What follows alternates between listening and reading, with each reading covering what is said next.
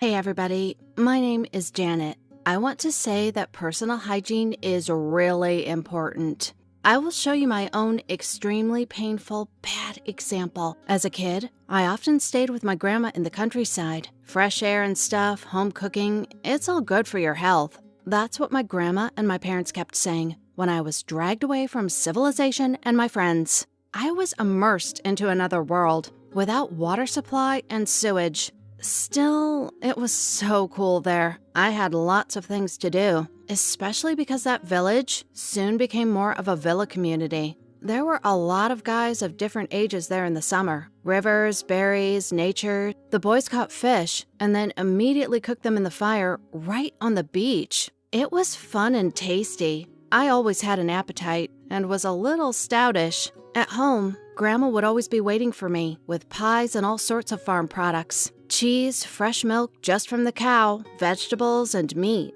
What's important? That food had no chemicals in it. Anyway, I had a good rest, sunbathed, and gained a couple of pounds during the summer. The next year, I would waste all my summer energy I saved up and start this cycle again. Even during my teenage years, nothing happened. Except maybe I was more excited to go because I had a boyfriend there. He was my grandma's neighbor. Anthony and I actively studied the adult life. His treehouse was a perfect place for it. It was all so impressive and romantic. We could see the stars from there at night. That's what we said to our parents. They knew we were 16 and weren't exactly astronomy lovers. They just gave us lectures on safety and that was it. They didn't restrict our freedom. I can't say I really fell in love, but Anthony was a cool guy. He was cute. He also spent a whole summer in the country, like me. He wasn't like other village guys. I was extremely curious. What was so special about the relationships that my classmates talked about all the time?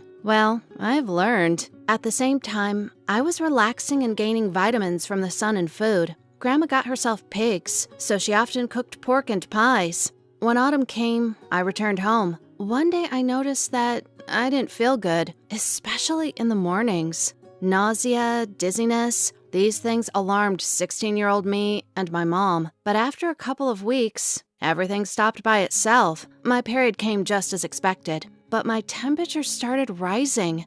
I felt a strange chill, and ta-da! My tummy started growing. Slowly but surely, Mom bought me a bunch of pregnancy tests. Fortunately, they were all negative, but I still got worse day by day. When I fainted in the middle of a class at school, my mom took me to the hospital. Naturally, I visited the gynecologist first. He examined me and said it wasn't his purview, but my blood tests were very strange, even suspicious. They sent me to have a sonogram, and everyone was shocked. Someone was definitely living in me, but the sonogram couldn't show it. Only some medical tests stated there was someone walking in my guts. I was sent to surgery the same day because it was too dangerous to waste time. That's what the doctor told my mom. The plan for the operation was to identify the reason and see what was going on. I giggled and called my tummy liver an alien, like in that movie.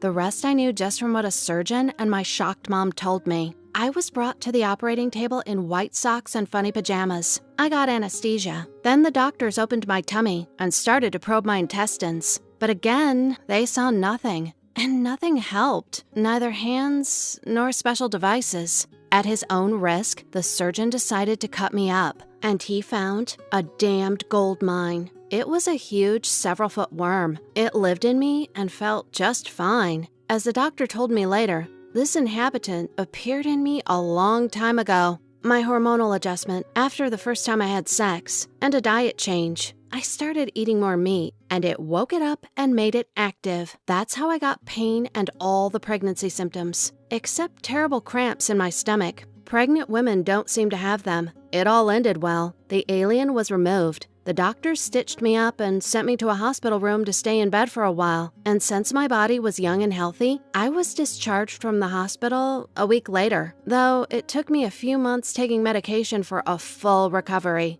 The worm, beef tapeworm, appeared in me because of the village's unsanitary conditions. It could have been from the undercooked river fish that the boys fried. Apparently, it was not fried enough. Unwashed hands, tapeworm eggs, and here comes my non-pregnancy at 16. I think I could even go on a TV show with that one. Other kids got lucky. Beef tapeworm is a rare and beautiful thing. It can't just grow in anyone. Well, folks, personal hygiene is the key to your health. Of course, it's unlikely you'll have a beef tapeworm, but you can easily catch a rare virus or other common worms from your unwashed hands. Like me and share this video so that everyone knows how dangerous it is to eat undercooked food and not wash your hands with soap.